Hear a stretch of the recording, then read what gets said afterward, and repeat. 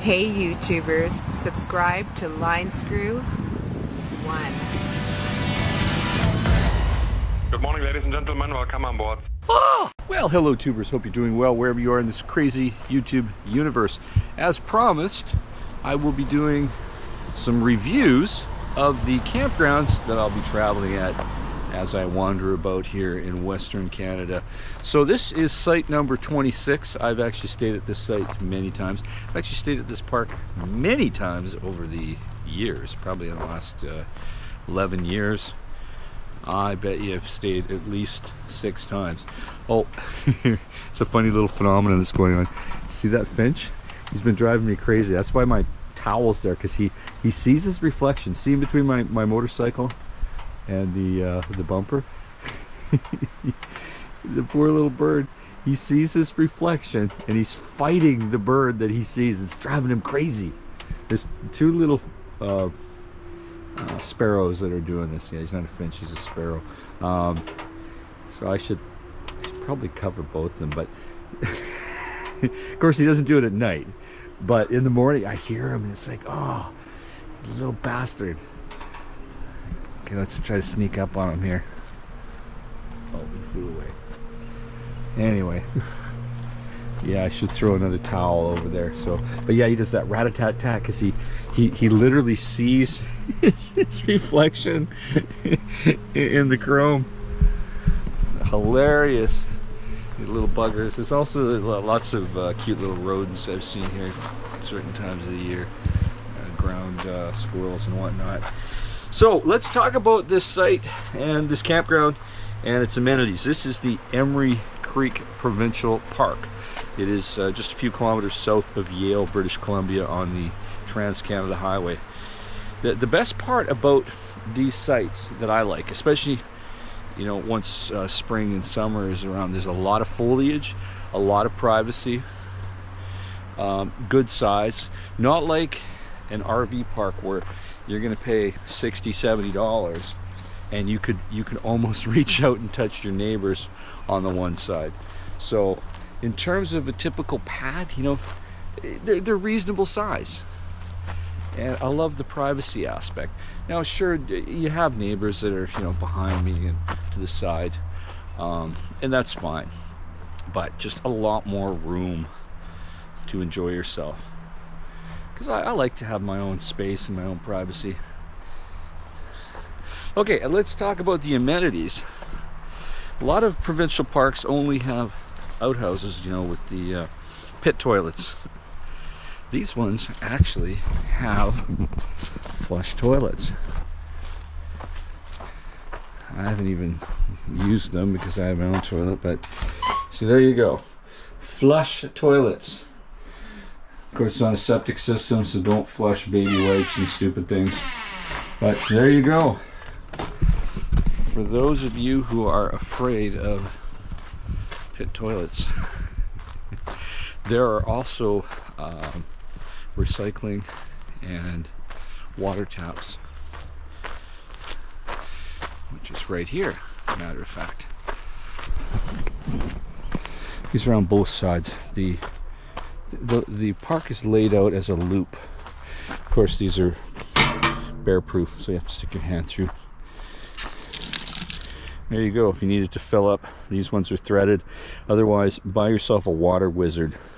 The ones that aren't threaded, you can put a water wizard on, you can still fill your tanks.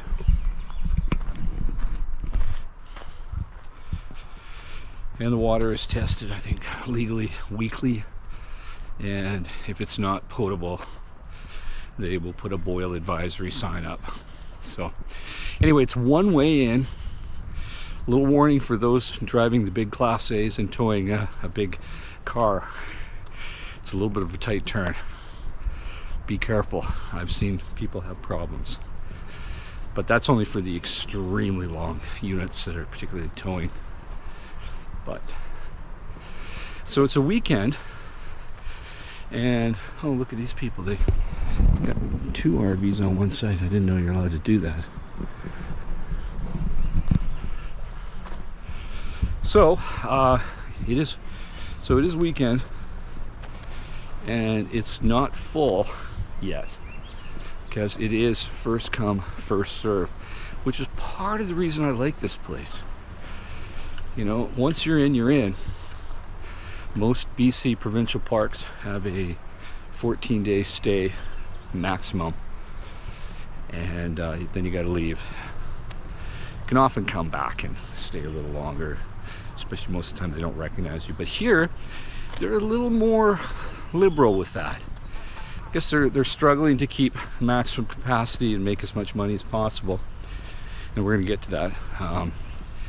So the operator the other day said, hey, if you're not a jerk, you can stay as long as you want until we close at Thanksgiving. So this park does close at Canadian Thanksgiving, which I believe the second Monday of October. Keep that in mind. Don't get it confused with Thanksgiving in the US of A, which is in November. Now you can, if you want, we're not going to do it now, but I've done it many times. You can walk down to the actual creek, which empties into the Fraser. You can also walk down to the Fraser River. Not much of a beach, but there, as you can see, oh, the water's fairly high. Somebody driving a very similar model year motorhome as me, so you can see the Fraser through that opening. The mighty Fraser.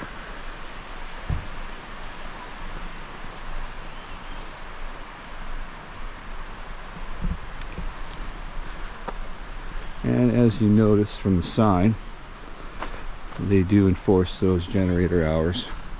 But with my EcoFlow Delta, I can limp through in between. And come 6, I recharge it and run the AC to get things nice and cool, so that by 8 o'clock when I have to turn it off, it's nice and cool inside, and it usually stays cool for me to go to bed.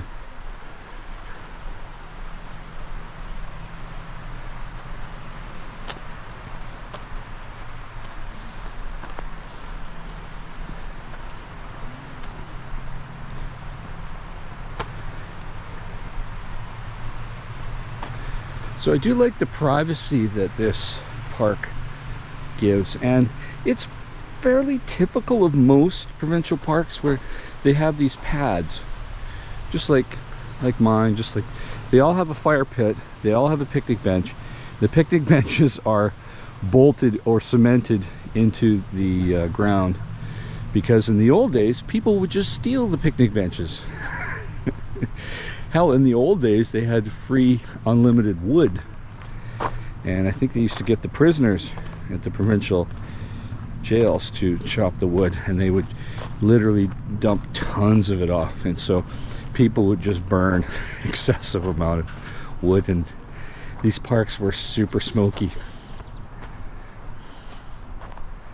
But anyway, well, I think this is the park operator. I think he's one of my neighbors. They spend a week in and a week out. So what do we got here? Oh, little book honor library. Take a book, leave a book. Emory Creek Free Library. That's a cool idea.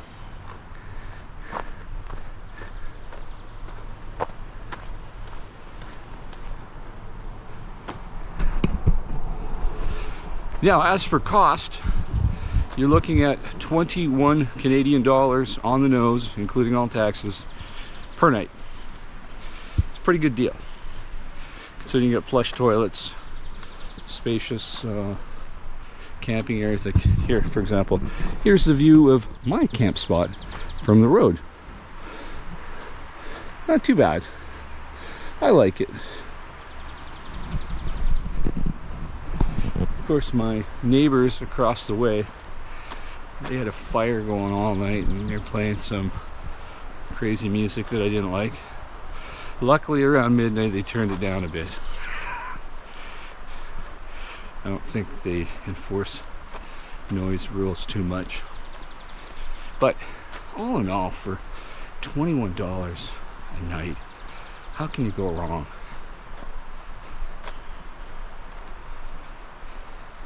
Now, the only caveat and warning I got to tell you about is that there are trains. all the trains on both sides of the river. You will hear them at all hours, all night. If you do not like trains, this isn't the campsite for you. But like I've hinted to in other videos, problem with trains is they follow the highways, and a lot of the campgrounds follow the highway, like the Trans-Canada Highway. So what are you going to do once you get off the beaten path where there are no trains? But you know what, not an issue for me. The worst though, the actual tracks on this side of the valley, they are just a few hundred yards away, like 150 yards away. So keep that in mind.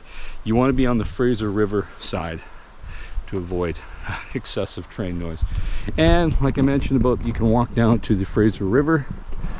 This is the path to do that.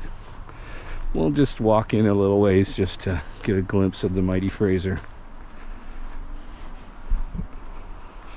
And one thing, I've never seen any bears around here. I'm sure they're around, I'm sure they pass through, but I've yet to ever see a bear. Oh, I think somebody rode their e-bike here. Well, they decided it was too steep of a trail. You are entering private property. Well, I guess it's part of the native land.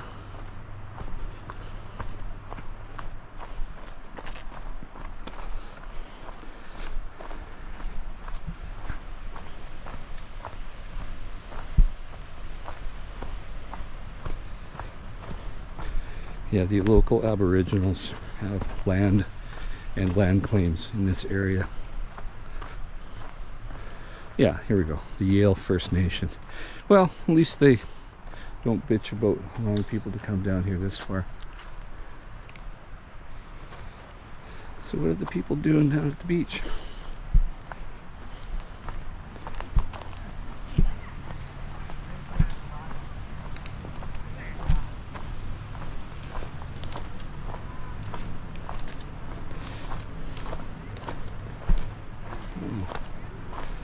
We got people just sitting here. Some fishing going on. Yeah, this is the main river of British Columbia, the mighty Fraser, named after the explorer Simon Fraser. A lot of things are named Fraser in British Columbia.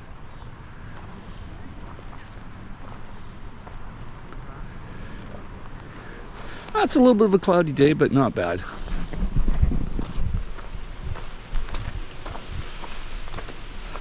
So that's my quick little review, tips and thoughts about Emory Creek Provincial Park. Nice little spot. I think 35 sites, if I haven't mentioned it. 3 of them are doubles. Can't beat it for the price. And its location about 90 miles out of Vancouver. Gets you away from the metropolitan Vancouver BS, where it's a lot more chill. So stay safe, keep your wheels to the ground. I'll talk to you soon. Over and out.